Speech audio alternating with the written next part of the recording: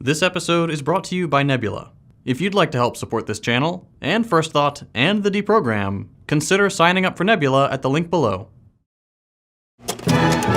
The sun. It's a big ball that can give you the power of being blind. In the immortal words of the Beatles, "It's alright." Most people have heard of the sun. As the Earth's biggest and hottest ball, it's inspired countless works of art, religions, and apps. But you might be surprised to find out that it's also caught the eye of countless economists, businessmen, and politicians. Come with me.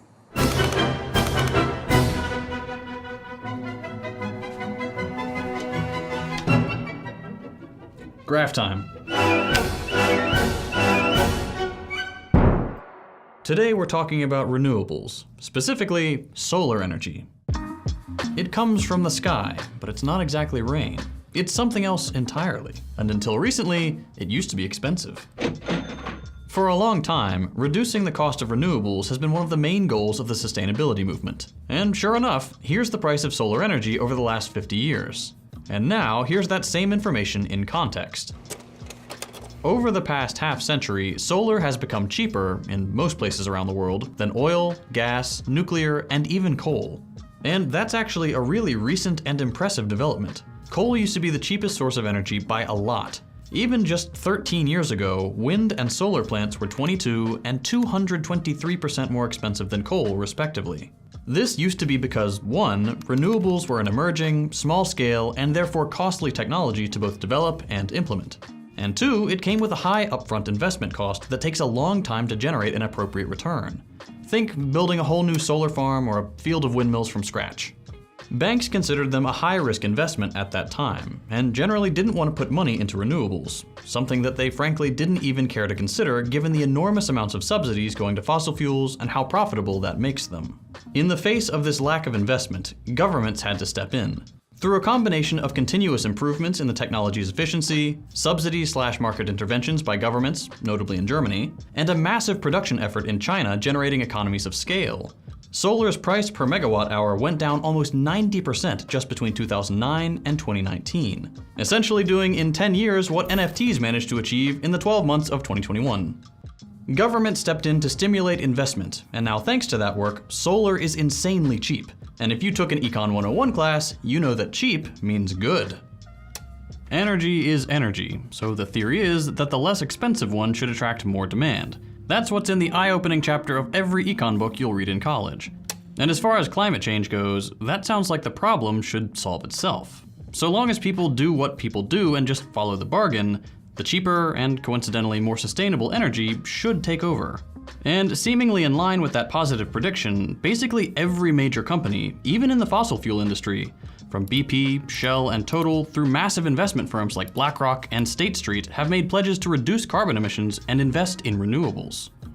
Now that renewables are so cheap, it really feels like we're good to go. But we're probably not. And I know you think you know why, and you're wrong. You're expecting me to use the rest of this video to talk about the various problems with solar energy.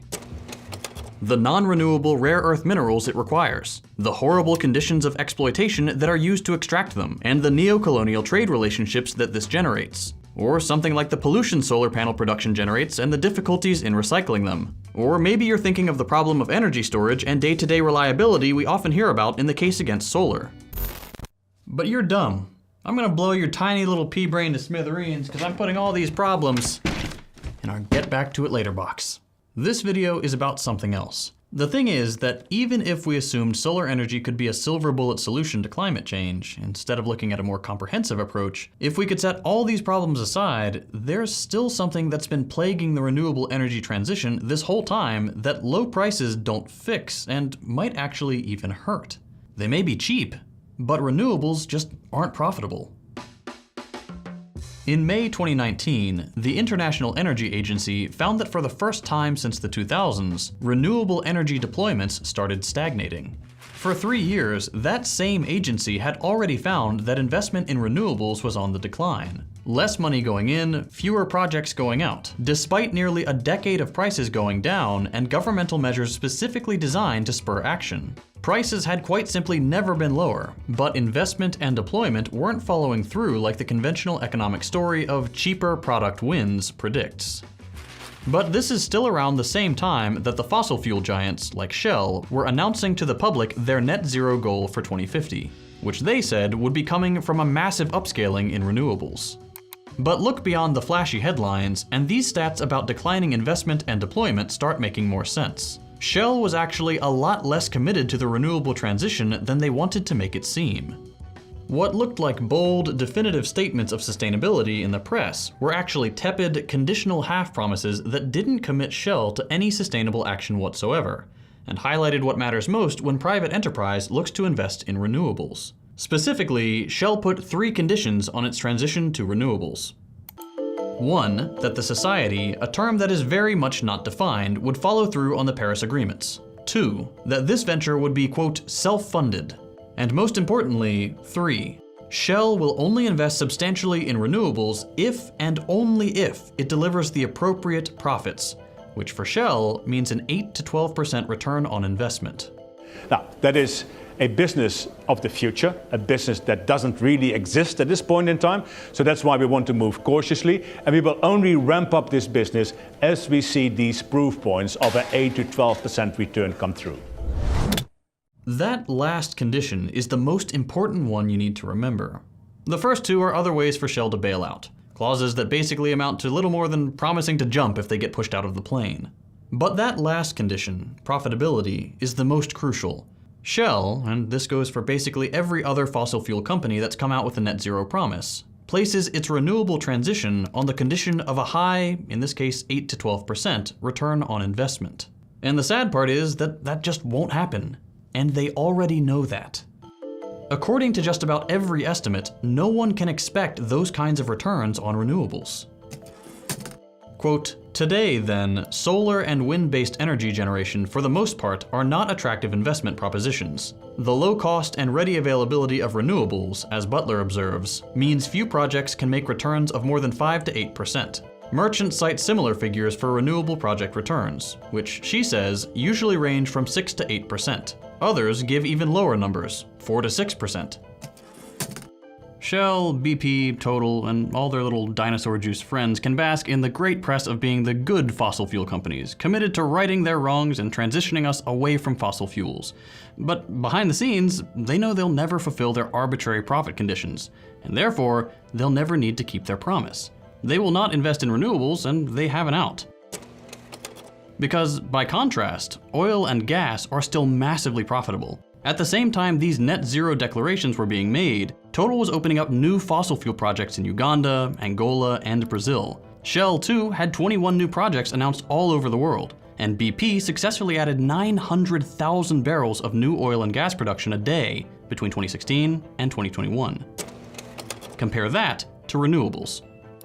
Between 2010 and mid-2018, BP only allocated 2.3% on low-carbon investment, Shell 1.3%, Chevron 0.23%, and ExxonMobil 0.22%. They are not spending their money on renewables. Actually, that's not true. A big chunk of these tiny investments actually went towards solar farms and windmills, which were used exclusively to power new oil fields, so there's always that. And fossil fuel companies aren't the only ones playing this game. BlackRock, Vanguard, and State Street are commonly referred to as the Big Three in asset management. Like fossil giants, they've made the same commitments to be more sustainable. They've introduced ESG funds, and they said their requirements for these funds would become more robust in keeping with the urgency of global warming. BlackRock CEO Larry Fink has even gone out and said that, quote, no issue ranks higher than climate change.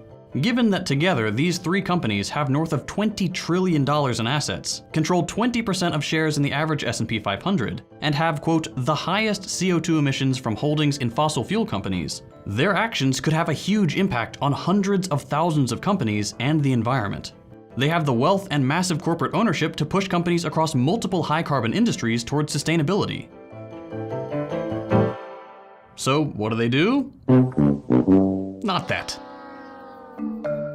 A 2022 study of the actions of the Big Three asset management firms found that, quote, the Big Three, much more often than not, oppose rather than support shareholder resolutions aimed at improving environmental governance. Notably, this is even the case with the Big Three's environmental, social, and governance funds.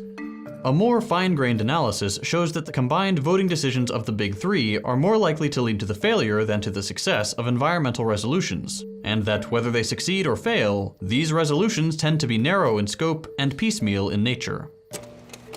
To summarize this whole chapter, fossil fuel companies and massive firms that control entire chunks of the economy do not care about sustainability. As much as they may send out press releases or get quoted in major news outlets for saying they think the Earth is good, they are guided by one thing only: profit. It's not just greenwashing. It's not just like bad CEOs who need to be swapped out with nice CEOs. It's what the greater economic system demands. Under capitalism, production is always initiated on the basis of prospective profit.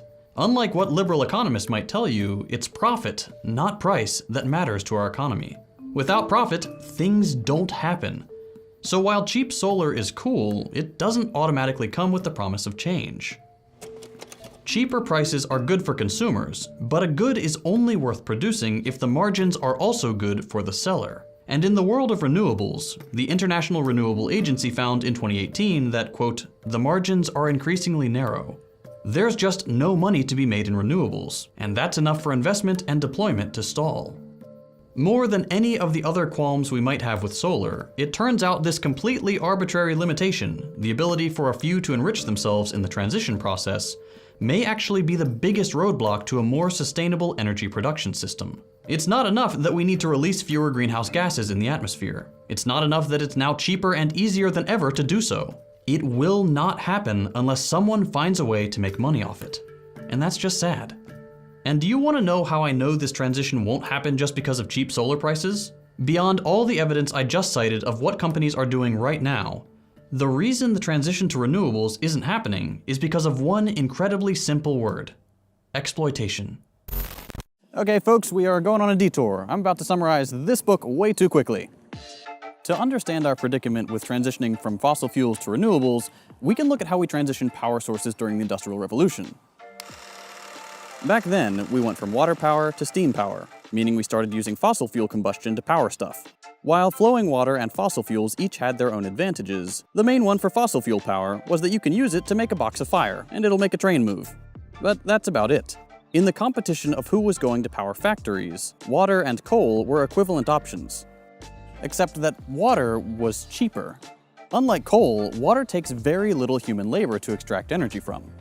And given that it could produce as much power as steam, that waterfalls were abundant, and that it was cheaper, if we are to trust liberal economists, history should be that steam, and therefore fossil fuels, would only have limited applications in things like transportation. But overall, water should have dominated industrial production.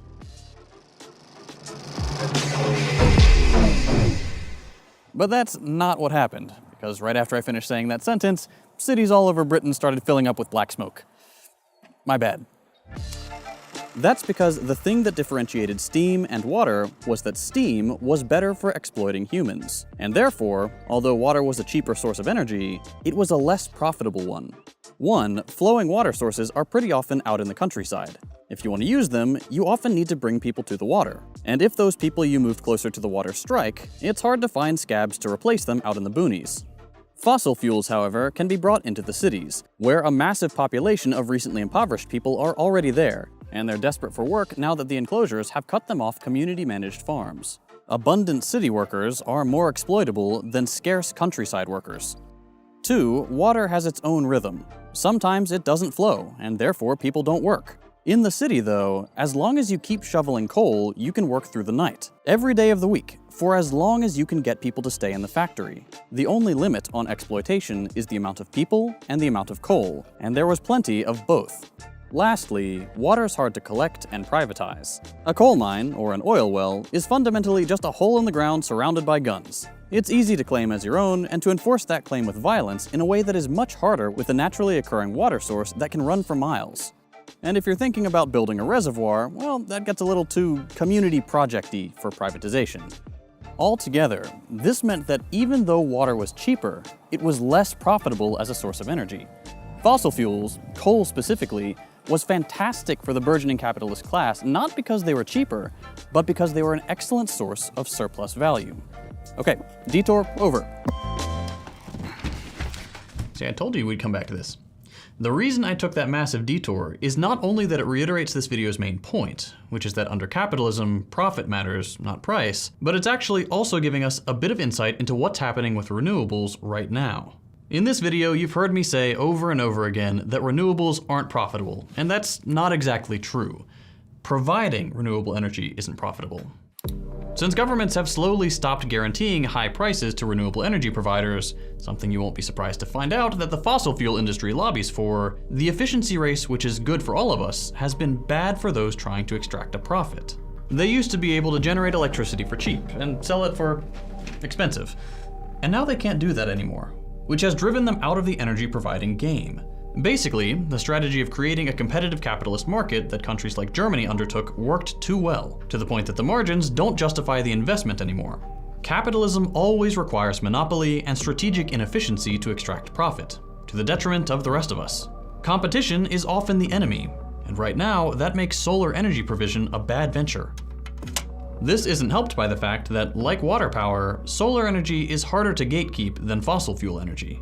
You need relatively few guns to protect a small oil well that generates barrels of electricity, compared to a big solar farm that can do the same but needs a lot more guns.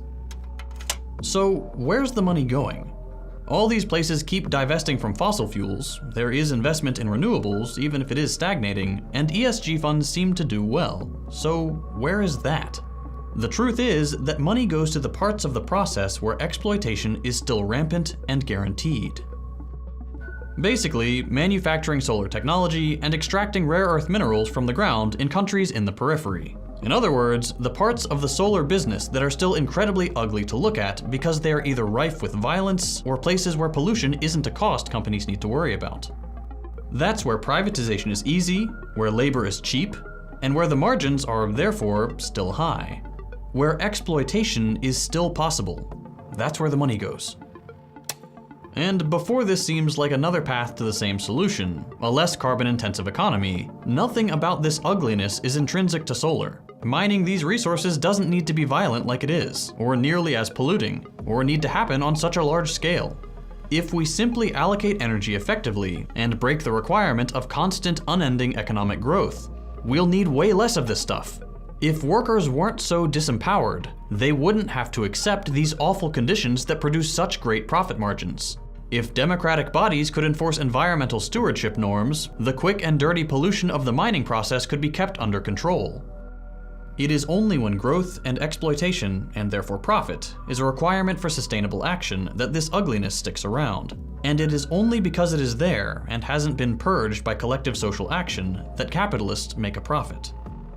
Bottom line, solar and renewable energy generally will probably need to be a part of how we limit the worst of climate change. But so long as moving in this direction requires us to find profit in the process, it will continue to come with massive drawbacks.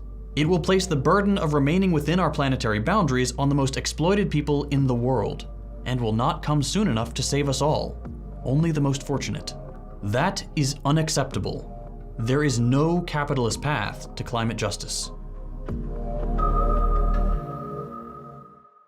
I mentioned at the beginning of the video that this channel is supported by Nebula, but what you might not know is that you can also find First Thought and the Deprogram on Nebula too.